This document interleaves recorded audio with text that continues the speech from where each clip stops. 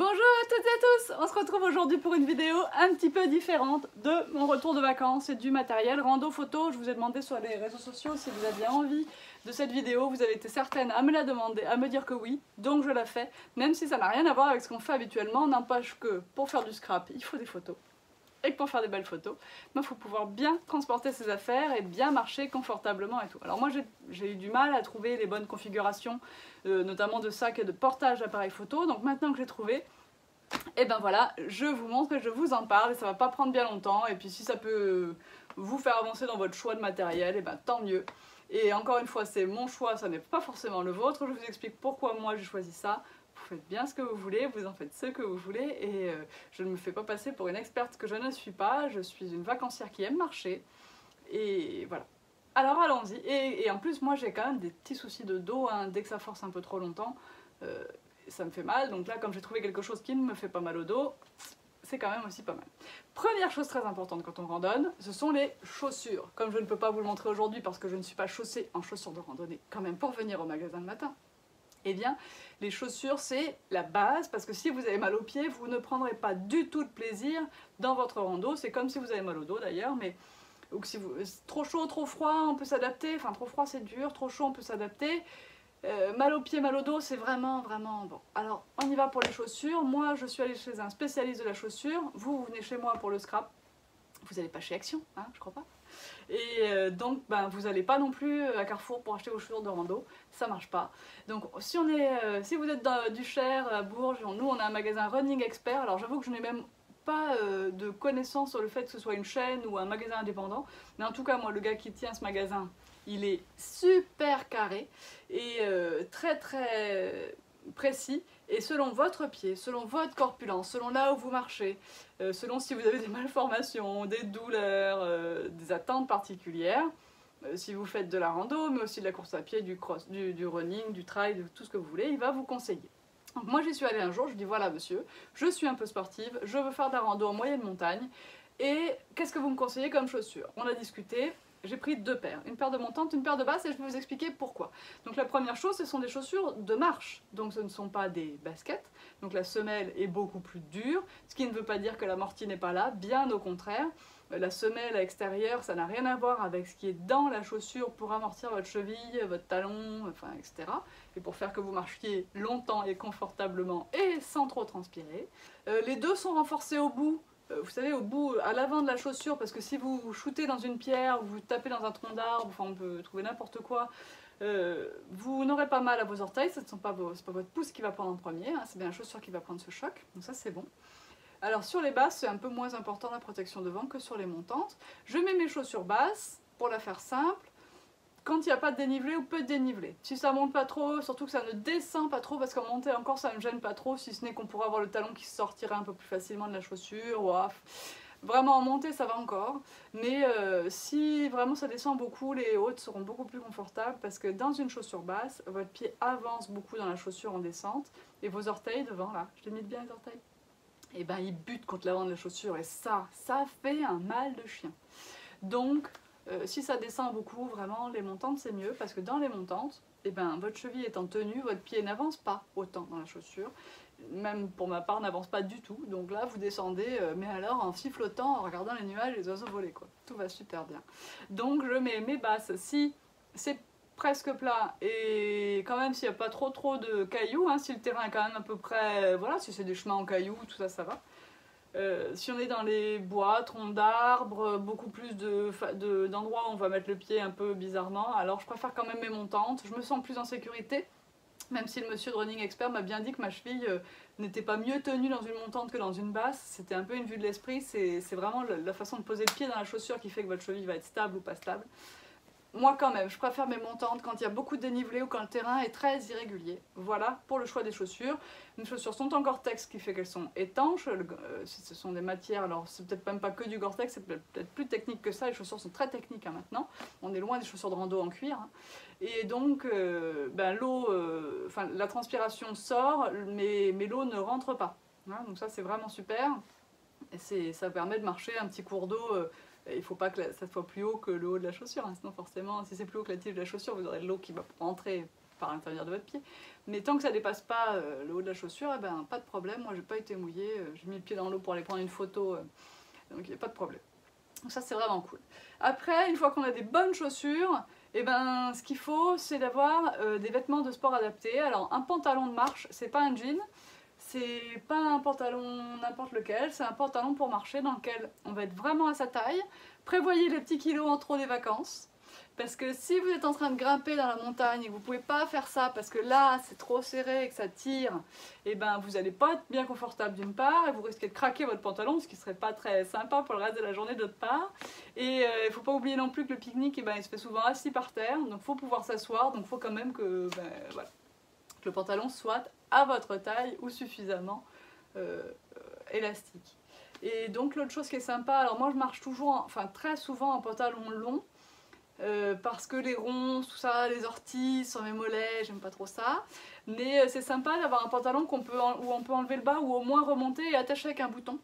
Parce que si vous faites une pause pique-nique au bord d'un étang ou si vous faites un peu cool l'après-midi avant de repartir pour rentrer, vous serez content certainement de pouvoir être en semi-short. À moins d'avoir effectivement un short dans le sac, mais alors ça oblige, surtout pour nous les filles, c'est vachement pratique, à être changé, etc., etc. Donc le bas du pantalon qui s'en va, c'est cool. Et puis pour le t-shirt, attention, si vous êtes sensible, si vous avez pris des coups de soleil, ou si vous ne voulez pas prendre un coup de soleil, mettez des petites manches, des choses qui s'arrêtent là, plutôt que des débardeurs, parce que le frottement ici du sac à dos, et la marque du sac, hein, pour le coup de soleil, ça peut être un peu gênant.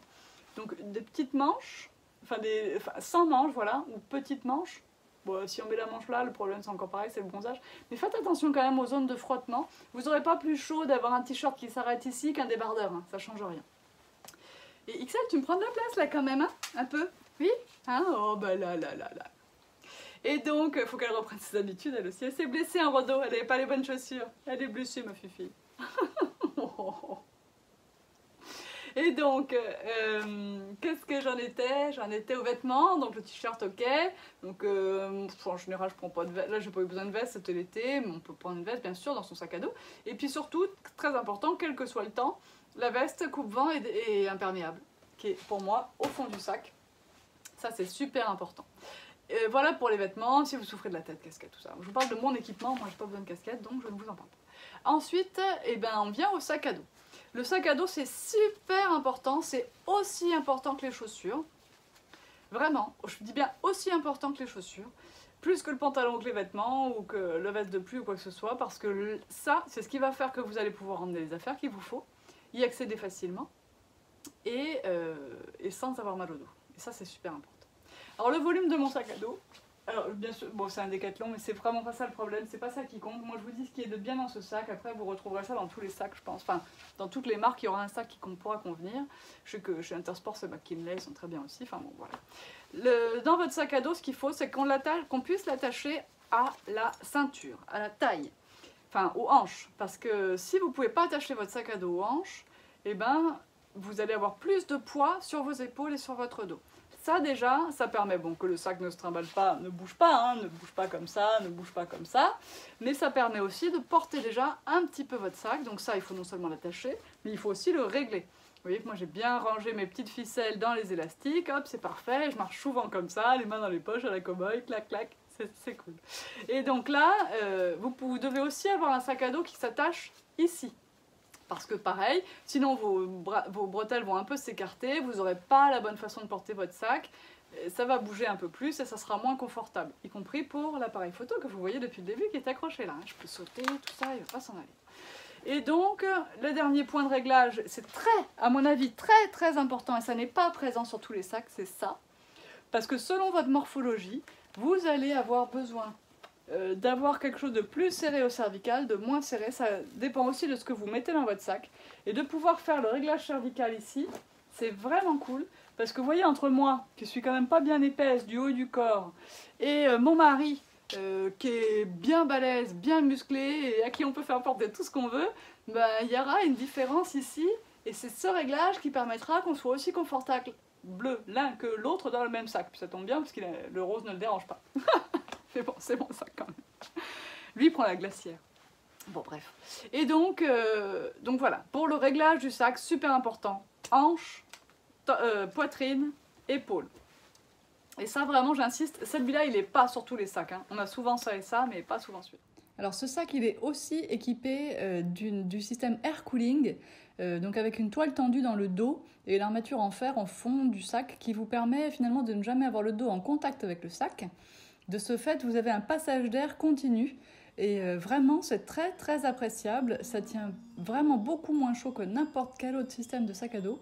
Et je trouve aussi qu'au niveau portabilité du sac, c'est plus agréable. Le poids est mieux réparti dans votre dos, mais vraiment le système du air cooling avec le passage d'air là dans le dos, c'est super super appréciable en été. Ensuite, votre sac à dos doit être équipé de son propre manteau. Donc pour moi, c'est le cas dans la poche du bas ici. Si je l'ouvre et que je tire, il y a un caouet pour le sac que je peux hop, remettre sur le sac. Comme ça, tout ce qui est dedans est à l'abri de la pluie. Ça, au moins c'est sûr, ce qui fait que mon appareil photo, comme il me manque encore la petite bonnette là qu'on met sur l'appareil photo pour le protéger justement des intempéries, et bien au moins je pourrais mettre mon appareil photo dans mon sac à dos et le protéger de la pluie. Ensuite pour les poches, moi j'ai deux poches ici sur la ceinture, enfin l'attache hanche là, qui sont très pratiques. Dans une je mets le labello, d'ailleurs je crois qu'il y est toujours, avec les mouchoirs en papier, que moi j'ai souvent les lèvres qui sèchent. Et dans l'autre, je mets les deux petits accessoires qui me servent tout le temps pour mon appareil photo quand je veux changer et utiliser mon trépied. Donc je vous montre ça un petit peu après. Donc ces deux poches-là, à mon avis, sont très intéressantes. Ensuite, j'aime avoir une poche. Alors là, la mienne, c'est celle du milieu ici. Donc j'aime avoir une poche là où il y a un accès sans fermeture éclair. J'appelle ça un accès rapide parce que là, vous pouvez mettre la gourde. Et comme ça, chacun peut attraper la gourde. Vous, non, vous n'y arriverez pas à attraper vous-même votre gourde dans le dos. C'est pour ça que moi, j'ai choisi un autre système, je vous en parle juste après. Mais au moins, n'importe qui pourra attraper la bouteille d'eau, la gourde qui se trouve ici, assez facilement. Enfin, ou je sais pas, n'importe quoi que vous pourriez avoir besoin. Ou le plan, voilà, la carte, je sais pas, hein, quelque chose comme ça. Voilà. Moi, j'utilise comme gourde une gourde souple avec un tuyau. Vous savez que je peux venir accrocher par ici. Comme ça, je peux boire directement dans ma paille, entre guillemets. C'est pratique et puis ça prend moins de place qu'une bouteille d'eau. Et vous pouvez mettre un truc réfrigérant autour, comme pour les bouteilles de rosé, là, quand on mange l'été. Voilà. Et ça vous permettra d'avoir votre gourde un petit peu plus fraîche, mais ça marche aussi avec une gourde, bien sûr. Et donc voilà, ça, cette poche accès rapide, c'est super. Et ce tissu pour les poches qu'on a au milieu et sur les côtés est chouette aussi, parce qu'il est extensible. Donc on peut vraiment utiliser ces poches pour mettre beaucoup de volume. Ça, c'est vraiment bien. Ensuite, côté poche, j'en ai une sur la têtière. Alors celle-là, je m'en sers pour mettre le porte-monnaie, en l'occurrence. Et mon sac à dos, mon téléphone, je le range dans le sac. Donc après, l'intérieur du sac, il y a un truc que je trouve vraiment chouette. Ah, c'est pas la bonne que j'ai ouverte. C'est que, bon, bien sûr, quand vous voulez charger votre sac, le truc qu'on fait tous, on prend par le haut, on ouvre bien grand, et puis on charge le sac. Hein, et bien, moi je mettais mon téléphone là, tiens. Et donc une fois que le sac est chargé, si à chaque fois qu'il faut attraper un truc dans le sac, il faut refaire toutes les opérations, enfin attraper ou mettre, hein, il faut refaire toutes ces opérations, mais je peux vous assurer que ça va une fois, deux fois, mais vous en avez ras-le-bol de serrer les liens, d'attacher les pressions, de remonter le truc.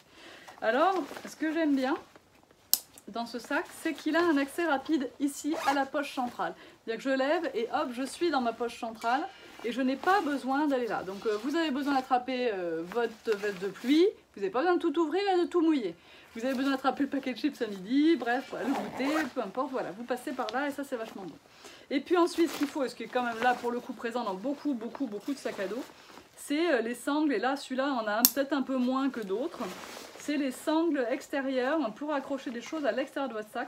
Il ne faut pas oublier que vous allez quand même pouvoir mettre beaucoup de choses à l'extérieur et que ça va presque doubler la capacité de votre sac.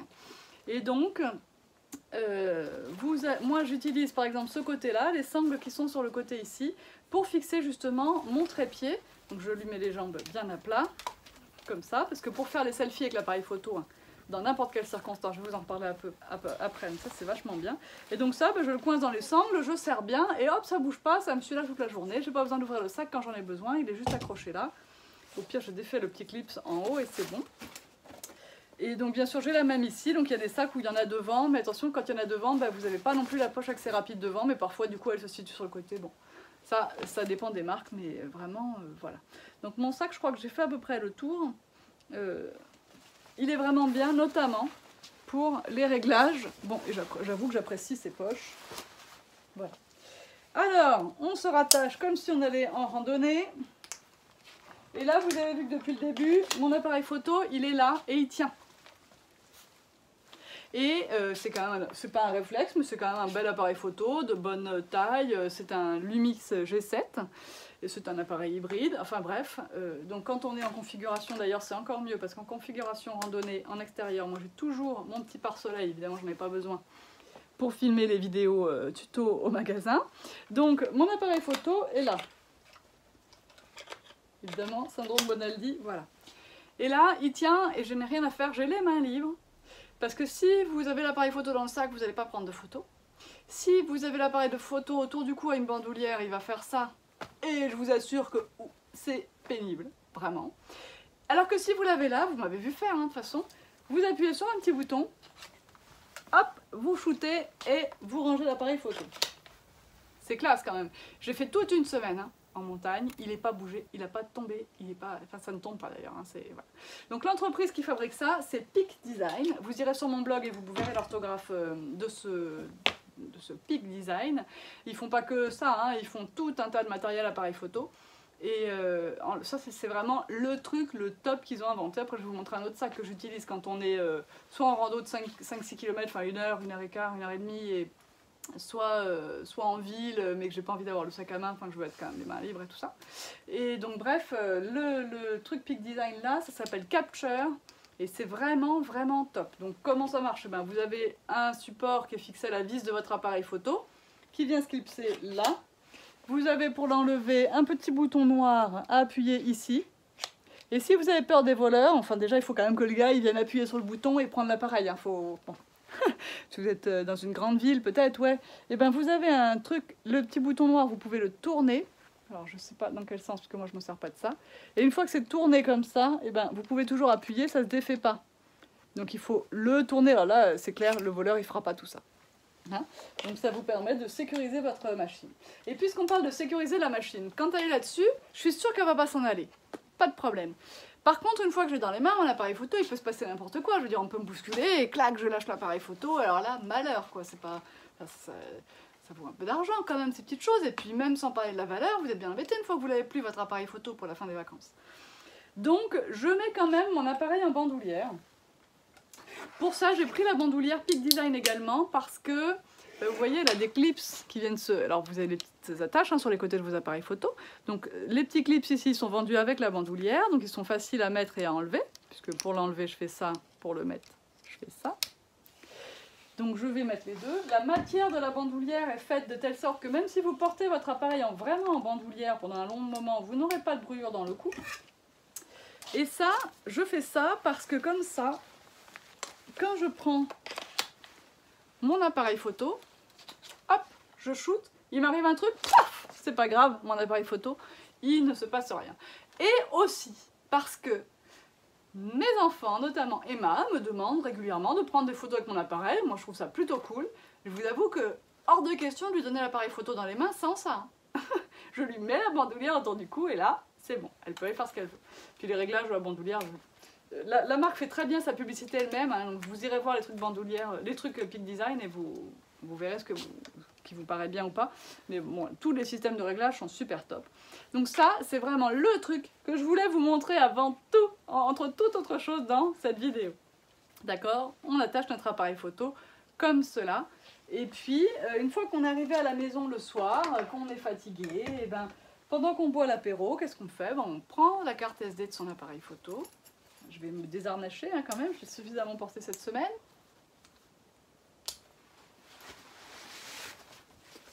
On prend sa petite carte SD dans l'appareil photo, on la met dans l'adaptateur de son iPad, enfin en tout cas pour ceux qui sont équipés Apple, ici, on met ça dans l'iPad par ici, et les photos sont sur l'iPad. Vous pouvez choisir de télécharger seulement certaines, d'en profiter pour effacer en même temps votre carte SD, comme ça elle est vite pour le lendemain. Et vous avez de nouveau toute votre place. Moi je prends des cartes SD de 128 Go. C'est beaucoup, mais ça permet de tenir quand même quelques jours sans décharger si on veut, même en prenant beaucoup de photos. Et puis bon, moi je prends 128 Go aussi parce que comme je vous fais les vidéos, j'ai besoin d'une capacité de stockage importante. Et puis Une fois que c'est sur l'iPad, donc chaque soir, hein, je décharge, je trie, je retouche. Puis après, le soir, on prend notre petite canette selfie. En tout cas, là, on a traîné ça pour les vacances. Et on a imprimé jusqu'à 5 photos pour remplir notre petit carnet de bord. Pendant qu'on est en train de prendre les photos, la journée, là, on a notre truc autour du sac à dos et tout ça. Le truc qui est vraiment sympa, c'est le petit GorillaPod. C'est un accessoire dont je ne me passerai plus. Donc, on s'en sert très facilement. Donc, on dévisse ça. C'est pour ça qu'il faut toujours avoir la petite clé. Mais c'est pour ça que j'ai des petites poches, hein. La petite clé pour dévisser le truc de l'appareil photo. D'ailleurs, je peux le dévisser parce que là, je ne vais pas en avoir vraiment besoin. Si, parce que je vous montre autre chose. Et à la place, sur la vis de votre appareil photo, vous vissez ça. Vous le clipsez, donc du coup, votre appareil photo est là-dessus. Et ça, vous pouvez l'accrocher à n'importe quoi. Alors, GorillaPod, attention, il y a le vrai, le GorillaPod, celui-là. Et il y a les faux. Alors, celui-là, il vaut 100 €. Et votre appareil photo ne craint rien. Et puis, il y a les faux, et là, voilà, moi, je ne mettrai pas mon appareil photo sur un faux. Là, il y a plein de caoutchouc autour, ça s'agrippe partout, ça se plie dans tous les sens, ça peut faire l'araignée, enfin... Je vous mets une petite photo en même temps, hein, de là où je l'ai accroché. Bon, c'est un exemple, hein, j'avais aussi posé sur un caillou, je l'ai pu lui faire épouser la forme du caillou comme ça. Puis après, vous savez, on a le retardateur, 10 secondes, hein, c'est là que j'ai mis les pieds dans l'eau. D'ailleurs, les gens ils rigolaient autour, c'était une cascade derrière nous, enfin bon bref. J'ai posé mon petit truc dans l'eau, j'ai couru rejoindre ma petite famille et XL, et voilà, je vais vous montrer la photo, tiens. Petite famille avec XL, en foutant les visages. Et puis voilà, comme ça, c'était vraiment pratique, et ça permet d'aller prendre des photos... tous ensemble, je veux dire à 4, tout le monde n'est pas 4, on est même 5, et voilà. Donc ça c'est vraiment cool. Alors dans la gamme Peak Design, puisque je vous en ai parlé, je vous parle de mon matériel photo, enfin rando photo, je vous parle aussi de ça. J'ai pris le petit sac 5 litres, parce que il est bien pratique, je ne vais pas vous faire pendant des heures, mais comme ça me permet de vous montrer comment on fixe ça. Pour vous dire aussi que ce truc là, il peut se fixer même sur des très grosses bandoulières, hein, parce que là la bandoulière du sac à dos quand même elle est épaisse.